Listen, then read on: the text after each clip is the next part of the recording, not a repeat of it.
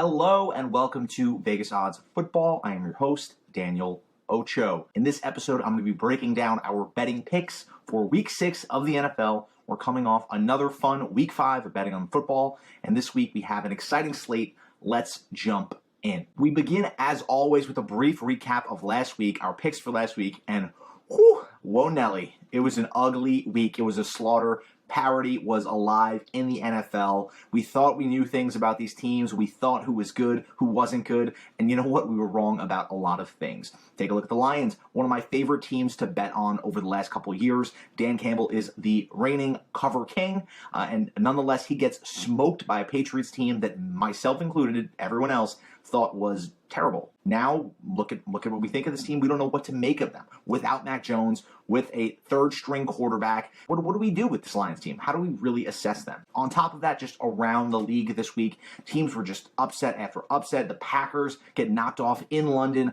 by the Giants. Another crazy comeback, another game that sort of goes to show you why anything can happen in the NFL, why we love football, why we love betting on these games or hate betting on these games for many of us, myself included. Because if you look at our picks from last week, it was just gross, right?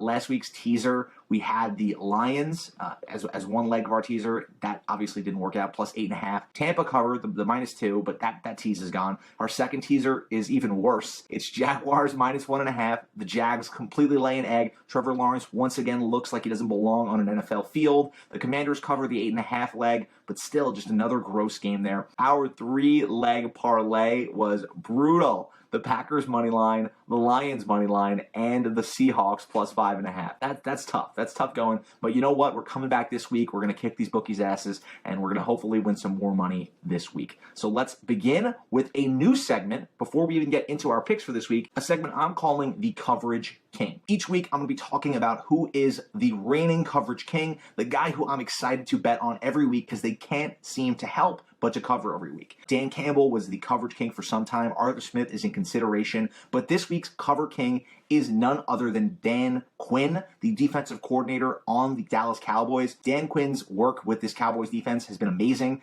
The last 2 years, they've been ranked near the top of the league in just about every category: scoring, defense, yardage. And this year, I think they're even better.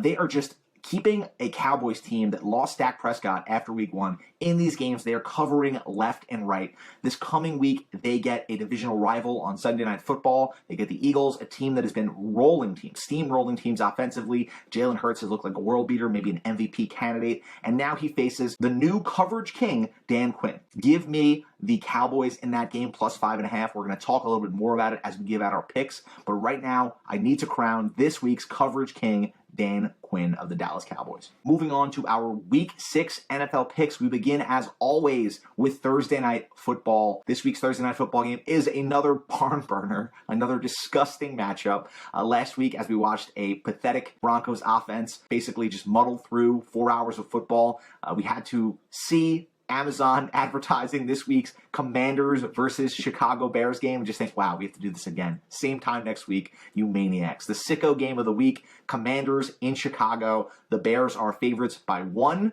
The over-under in this game is a paltry 38 points. Yuck, yuck, yuck. All I can say, looking at this over-under, low over-under, this is in the teaser zone, as we know. However, I don't like betting on these Thursday night games. And you saw why last week, right? We think we have a game between, looking at this early schedule, we see the Broncos on the schedule, we see a Colts team that's bringing in Matt Ryan. We think we're going to be getting one thing, and ultimately we get a schlock fest of field goals. Seems to be how the Broncos just play football this year. And I'm not keen to waste my hard-earned money on having to watch some of these pathetic, terrible, terrible Thursday night football games. That said, I don't think that this Bears game can possibly be worse than last week's Thursday Night Football game. I'm excited to see Justin Fields, especially after a week where he looked to improve a little bit. He made some really, really great plays. He had an incredible run called back. He seems to have a little bit of juice now after embarrassing himself for the first 3 or 4 weeks of the season. You know who doesn't have juice is Carson Wentz. Carson Wentz looks like the worst player in football for like a quarter and a half every week, and then he makes some crazy throws and everyone sort of forgets about it. This past week, he lost the Commanders the game at the goal line by throwing a back-breaking interception to end the game. They were in a position to win it Wentz did Wentz things, and it's just bad news. I don't know how long or how much longer we're going to see Carson Wentz as a starter in the NFL, but for right now, he's in that Jameis Winston entertainment zone where it's just fun to watch him do dumb things every week. I'm staying away from this game. If I had one pick, I'd likely lean the Bears here, -1. I think people are keen to fade them because they were throwing for 130 yards per week through the air through the first couple weeks of the season. Now, in terms of props on this game, that's probably where I'm more likely play some stuff. I'd like Darnell Mooney, anytime touchdown scorer. You're going to get pretty decent odds on that one. He's due for a touchdown. He's not seeing high target volume, but he's theoretically the number one guy in this offense. And the Washington football team, Commanders, have been unable to really sustain coverage throughout the game. Their defense has been pathetic. They let Nikita Westbrook on the Titans score all over them. He got 72 yards through the air. They especially can't cover the slot. I don't know who's going to be playing primarily in that slot spot for the Bears, and I don't know if that really matters because Fields doesn't really throw across the middle of the field at this point in his career. But keep in mind, Darnell Mooney, anytime touchdown scorer, Equanimeous St. Brown, anytime touchdown scorer. Those could be some fun plays for you to play on Thursday Night Football. Next up, the Minnesota Vikings at the Miami Dolphins. Over-under in this game is set at 45.5. The Vikings are 3-point favorites here. Everyone is going to be fading a Dolphins team where we don't know who's going to be starting at quarterback. This past week, the Dolphins just had more bad luck to his replacement. Teddy Bridgewater gets injured on the first drive of the game. Doesn't even throw for any yards, I don't think. Now they're playing with a third-string quarterback. They have a tough matchup with a good Vikings team coming to town. I don't know what to make of this Vikings team because honestly, they could have very easily lost this game to the Bears here. The Vikings have been a completely different team on the road thus far this season. It feels weird them really giving points on the road, even with the third-string quarterback here for the Dolphins. I think this Dolphins defense will be able to give the Vikings a little bit of trouble here. I wouldn't be surprised to see Justin Jefferson go for another massive game because right now this Dolphins defensive secondary is sort of beat up. If I had a lean in this game, it would be the over 45.5 points. In terms of the spread, I just couldn't feel good taking the Vikings here. They've been so inconsistent on the road that I wouldn't feel good about myself taking them -3 here. So give me the Dolphins +3, and more importantly, give me the over in this game. I think both teams score points. I don't trust this Vikings defense, and I really think that because of the injuries to the defensive secondary of the Dolphins, the Vikings could score some points as well. Next up, the New England Patriots on the road against the Cleveland Browns. The over-under in this game is set at 42.5. Oh boy. The Browns are 3-point favorites here. And good God, what a matchup. We got Zappy, the third-string quarterback for the Patriots.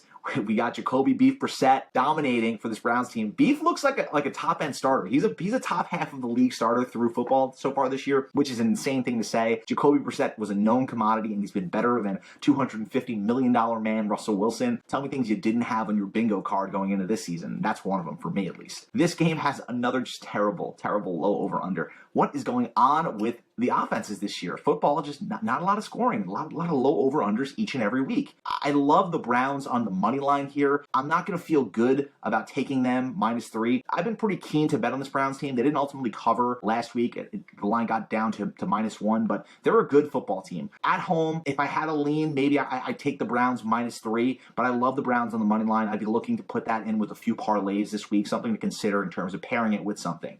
A smaller bet that could maybe turn a profit there. Give me Jacoby Brissett, give me Beef Brissett, and at some point, Belichick has to lose with this third-string quarterback, right? It just doesn't make sense. He can't keep getting away with it. Next game, Niners on the road, going to the East Coast, going to Atlanta. The Niners are giving 5.5 points, another low over-under of 43.5. This is a gross game as well.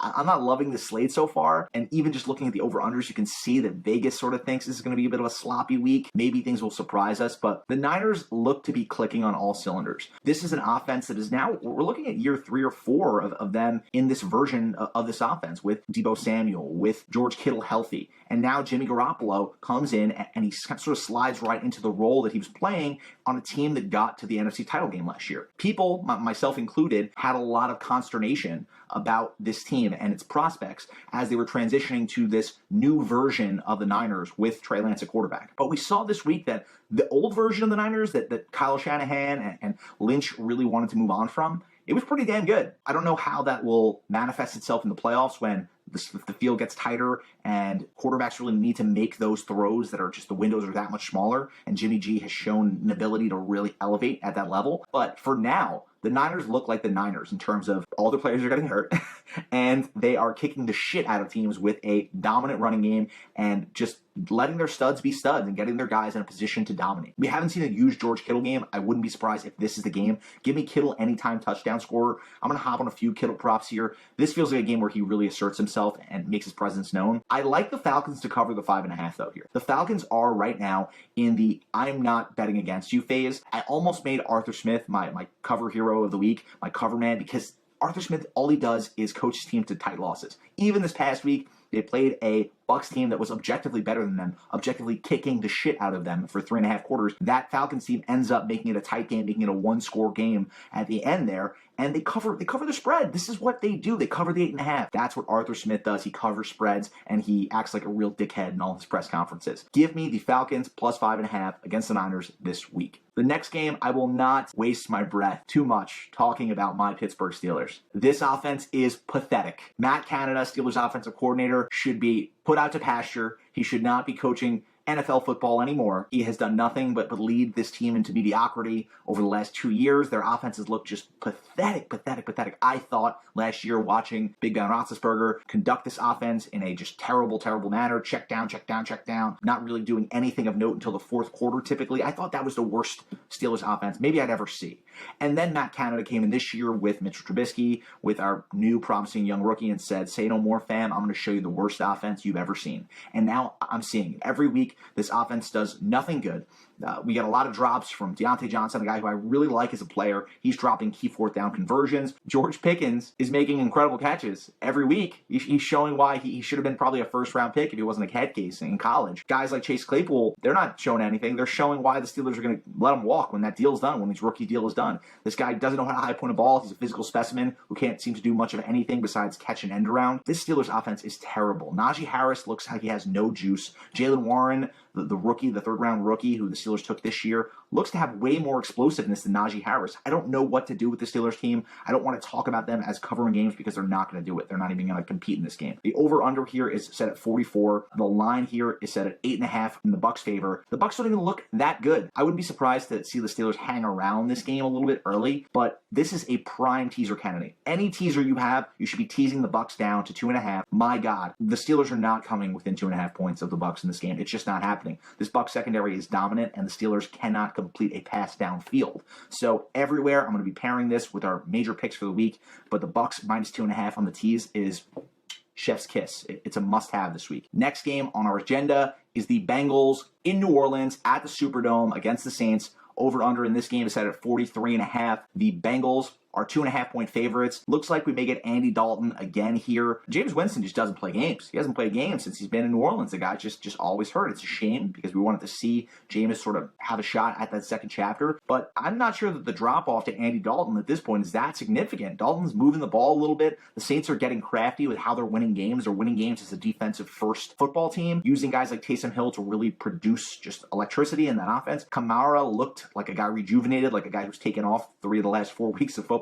And maybe this Saints team is turning a corner. On the downside for the Saints team, they don't have any wide receivers because Michael Thomas has constant foot injuries, and I don't know when he's coming back from his lower extremity injuries. Maybe has a turf toe thing. Who knows? Chris Olave got knocked clean out in this football game. The guy was maybe the most promising rookie receiver so far this year. Gets knocked out cold, and now his status for next week is unknown. Now the Bengals are coming off a tough loss in Baltimore against some divisional rival. They played the game pretty tough. It was a bit of a slop fest, but that's AFC North football, baby. That's how we do it in the AFC North. And unfortunately for the Bengals, they come out on the losing end of that last second field goal to Justin Tucker. Now they go into New Orleans. This game's a stay away from me. If I had a lean here, it would be the under 43.5. I think both these defenses are actually extremely good, and that the Bengals are going to have trouble moving the ball just as they've had every week so far this year. My God, what is Zach Taylor doing with some of these offensive play calls? The Saints are running out a Taysom Hill, rinky-dink gadget play offense right now and having to rely on Andy Dalton, the guy who is like 6 years past his prime. prime. So this, I think, has the makings of another slot fest. I think that's just Bengals football this year. We expected them to be this dominant, star-studded offense, but really, that's just not who they are or who they've shown themselves to be so far. They're a defensive-minded team this year with an improved defense that is keeping them in games and giving them a shot to maybe make another deep playoff run. So give me the under in this game. If I had to lean on the ATS pick, it would probably be the Bengals minus 2.5, but I don't feel good about it. Next up, the Baltimore Ravens, coming off a major AFC North victory, go to New York to a Giants team that is buzzing. The Ravens are 4.5-point favorites. The over-under in this game set at 44.5. The Giants are the kings of New York right now. They have the city buzzing. They have everyone talking about this Giants team. Are they for real? I don't think they're for real.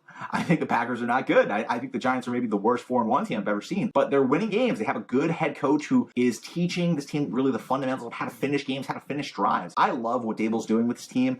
I was pretty high on him as a head coach before the season, and I'm happy to see that the Giants seem to have hired the right guy for this job. That being said, this feels like a game where the Ravens come in and take care of business. I've said that before here, but I think the Giants may be riding high off a big victory, maybe one of the bigger victories the Giants have had in the last 5 years. And now they play another really good opponent who's starting to feel really good about themselves, what this team's looking like after a big divisional win on Sunday Night Football. Lamar Jackson, I think, runs all over this Giants defense. The Giants don't cover that 4.5-point line. Give me the Ravens here, and I'm excited to see Lamar Jackson just brutalize this New York Giants team. Put these Giants fans back in place. This team's been terrible for 7 years. I don't want to hear about how good they are now. Are they for real? No. The Giants are not for real. Give me the Ravens all day, -4. Speaking of overhyped, overconfident New York football teams, the New York Jets go on the road against the Green Bay Packers in Green Bay at Lambeau Field, 46-point over-under. The Green Bay Packers are 7-point favorites in this game. Tease. This is the teaser game.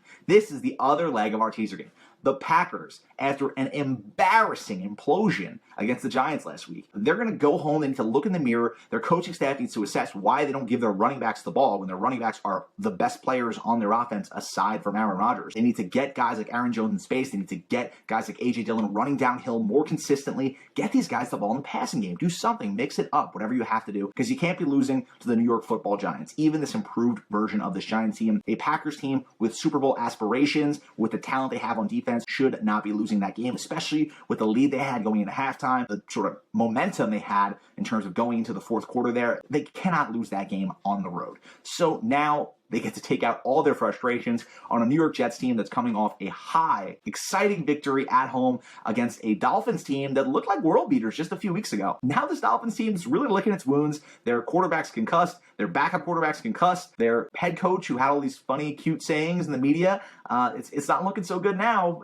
Nobody cares about his cute quotes when they're losing games to the Jets on the road. This Dolphins team is really reeling right now, and the Jets took advantage of it last week. Zach Wilson showing maybe some promise. He looked like the best of the quarterbacks from that class last week. He's been frisky since he came back, but I think this Jets offense comes crashing back down to earth, and the Packers cover the 7-point line. More importantly, I'm not going to bet the 7-point line. I am going to tease the shit out of the Packers here. Give me the Packers, tease that 7-point line down to -1, pair that with the Bucks -2.5, Packers -1. That is, it just feels so good to look at. Who's blowing that for me? Somebody tell me. It feels incredible. I am fading the Jets. I am fading my Pittsburgh Steelers this week. Give me a tease of the Packs -1 and the Buccaneers -2.5. Next up, Trevor Lawrence and the Jacksonville Jaguars head to Indianapolis. The over-under in this game is set at 42. The Colts are 2-point favorites. The Colts are coming off 10 days rest after committing crimes against the game of football on Thursday night with the Denver Broncos in a 12-9 game that everyone, myself included, wishes they could scrape from their memory banks. The Colts are a disaster offensively. Jonathan Taylor, I don't think, is going to play in this game. They're going to be starting a third-string running back. Matt Ryan looks toast. The Colts are paying their offensive line the most in the NFL and cannot move the ball. They have the worst, or one of the worst offensive lines in football. Matt Ryan's getting pulverized every game. Fortunately for the Colts,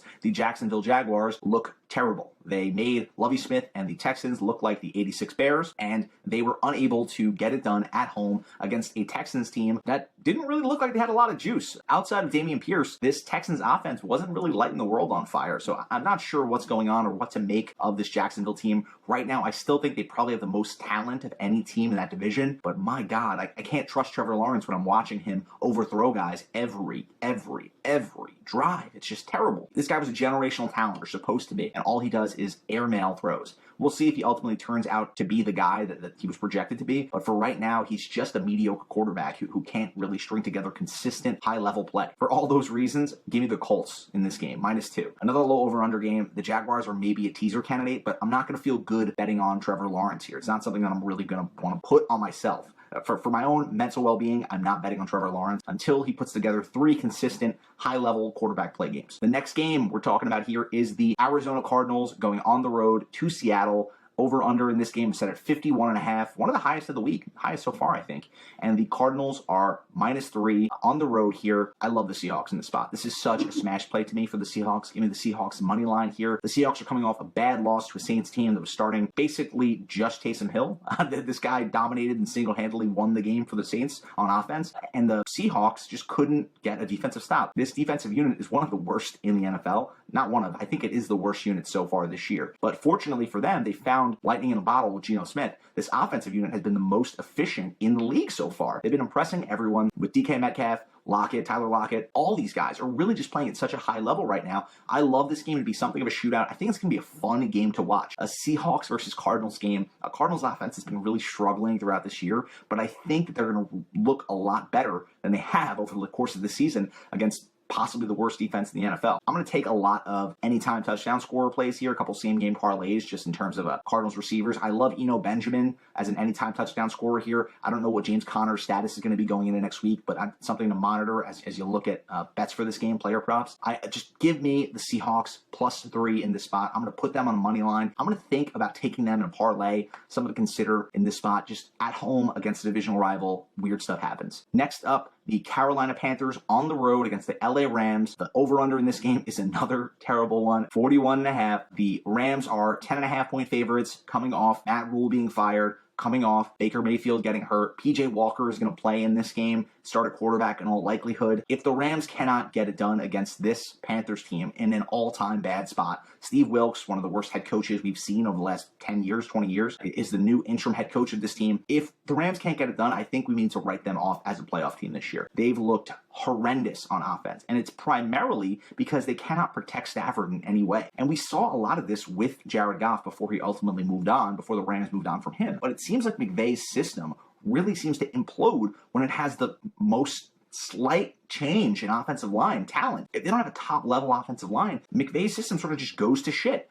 I understand that Stafford was able to make lemonade out of lemons, or whatever the saying is. That's not what it is. But he was able to make chicken salad out of chicken shit last year on offense very often. And now he's not able to do that at such a high level because he may be dealing with this elbow injury, and this line is just so much worse than it was last year. But I need the Rams to take care of business here for me to take them seriously as a contender this year. I like the Rams -10.5. I'm going to probably put them in a teaser. I know that sometimes these teams, after a coach is fired, get that sort of post-head coach bump, but I don't buy it with this Panthers team. I think they're really, really bad, even though I do like their offensive skill players to maybe get some points here in terms of Christian McCaffrey getting a lot of receptions, that kind of stuff, something to keep in mind for prop plays. The marquee matchup of the week to me this week is none other than the Buffalo Bills and the Kansas City Chiefs. A matchup of one of the best football games I have ever seen. In the AFC title game last year, we get the Bills on the road in Kansas City, -2.5 against a Chiefs team that I really like. This team, as we're speaking, the Monday Night Football games going on where they were playing a Las Vegas Raiders team that seems to be giving them the business so far. We'll see how this game ultimately shakes out. But coming off a potential divisional loss, playing a Bills team that has looked like one of the most explosive offenses of all time, I feel I may just avoid betting on this game so I can enjoy it as a fan. I'm going to look at anytime touchdown scorers in this game just to have a little fun, a little sort of action on a game that I think is going to be incredibly watchable, incredibly electric to watch. I love Gabe Davis as an anytime touchdown scorer. He's coming off a 2-touchdown game, and he has low volume. He only played like 30% of the Bills' snaps last week, so that may not be the smartest bet, but he kicked the shit out of the Chiefs last time they played in the AFC title game. So catching for over 200 yards in the last matchup, I wouldn't be surprised to see the Bills try to force him the ball again here. I love the Bills here on the road. I was in Kansas City last year when the Bills went to Kansas City in the regular season and just kicked the shit out of the Chiefs. I think they're going to do that again here. I just love what this Bills team is putting on tape every week. Their offense looks completely dominant. I know their defense is injured. I know they're not maybe as good defensively as we projected them to be, but this game is going to be so fun. I want to have some sort of action on it. I'm probably not going to play the line here, but if I had to, give me the Bills -2 in Kansas City. And good God, everyone, just enjoy this game. Enjoy these two freak show quarterbacks who are going to put on a show for us every week for hopefully the next 10 to 20 years. years. Next up, the Dallas Cowboys on the road against Philadelphia Eagles. Another amazing matchup. The Cowboys defense has been keeping them in games. I said Dan Quinn is my coverage hero, my cover king of the week. Give me the Cowboys +5 in this game. The over-under is set at 42. I know this is in the Vegas zone here, but I just want to bet against the Eagles. The Eagles are getting so much love lately. They've been so good against the spread. They've been completely dominant on both sides of the ball. Their offense looks like world beaters every week. Last week, we saw some chinks in that armor in terms of Jalen Hurts throwing an interception, not really looking quite as comfortable as the game progressed as a passer. I know he's just unbelievable as a runner, and he's on pace for the most rush attempts by a quarterback of all time. But I think this Cowboys team really forces him into some uncomfortable situations the same way they have every player they've played so far this year. Even Tom Brady for week one, for that game where the Cowboys offense looked disgusting, the defense was still top notch. If Micah Parsons is healthy, assuming that he recovers from that injury he sustained at the end of this past week's game, I love the Cowboys here. Give me the Cowboys to win.